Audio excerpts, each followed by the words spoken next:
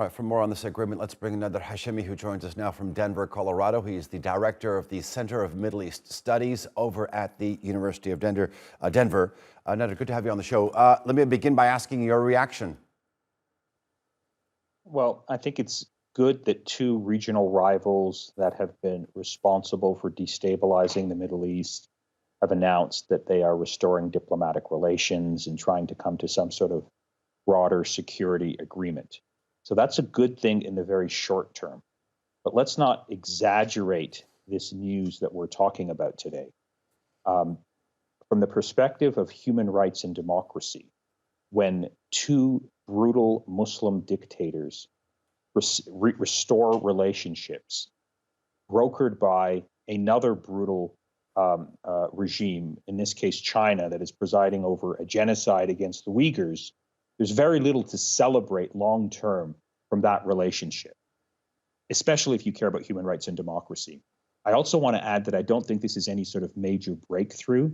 I think the real big story here is not really about Iran or China, but it's really about Saudi Arabia and the United States. I think the Crown Prince of Saudi Arabia is sending a message to the Biden administration: give us what we want in terms of security guarantees from the United States, downplay the criticism of our human rights record, or else we're going to start making relationships with the enemies of the United States, which is Iran and China. And so I think that's the message that really is being sent here, and I think should be the focus of deeper debate and discussion. Okay, I mean, this message that's being sent to the United States is through China. I mean, do you think that perhaps that China is trying to exploit, or perhaps move in, is the better phrase, into the void left by the U.S. then?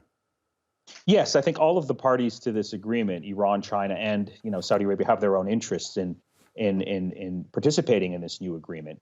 China certainly has a growing adversarial relationship with the United States, and it's sort of sending a message to the United States that now that it's withdrawing from the region, China is more than willing to step in to play a role as a major power. This is going to send shockwaves throughout the U.S. foreign policy establishment. China has its own interest in trying to broker a more stable Middle East. 40% of China's energy imports comes from the region, so they have an interest in having two regional powers de-escalate their hostilities. All those things are in play.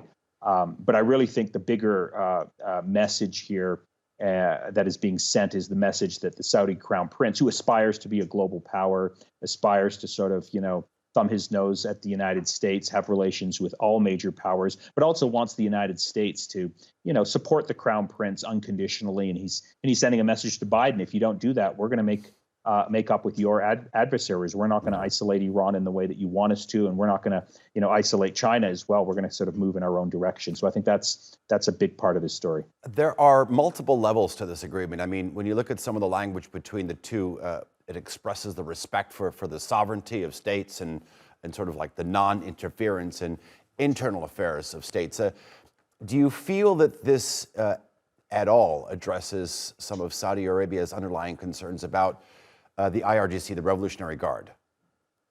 No, I don't. I think those are sort of niceties. Those are formal statements. I think Iran and Saudi Arabia have deep and long-standing tensions and hostilities throughout the region in terms of the policies of their adversary nations. So I think this is very much diplomatic sort of talk that is very superficial. I think the underlying hostility and adversarial nature of this relationship still very much remains in place. And I think this agreement, this diplomatic sort of relationship, can easily come undone, if things change. For example, if Donald Trump or the Republicans take hold of the White House in 2 years, I suspect this relationship that has just been announced is going to come apart very quickly.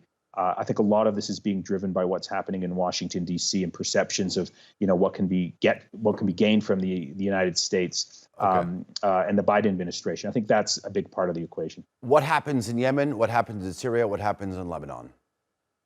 Those are all good things. I mean, at least the two sides are talking. So there is an existing ceasefire in Yemen. Let's hope that stays in place. I doubt if there's going to be a resolution of the crisis in Yemen, because Saudi Arabia basically says, look, Yemen is our backyard and we want to control what happens in Yemen. While, the Houthis can basically go to hell. We don't respect them as a legitimate partner, and Iran is stinking its finger in our backyard. So I don't think there's going to be a resolution of the conflict in Yemen, but at least perhaps they can keep the ceasefire in place, which is a good thing given all the other bad options. Syria, basically, the war has been over for a very long time. Assad has won. Iran has won. So there's not much conflict except in the northern parts. And in Lebanon, I think there's a status quo that's going to be maintained. I don't think either side is going to sort of prevail in the conflict in Lebanon, largely because Lebanon has its own internal dynamics that, can be exacerbated by Iranian and Saudi influence. But the fundamental nature of the confessional system and the crisis of the corruption of the ruling elites in Lebanon is going to stay there regardless of what Tehran and Riyadh happen to do.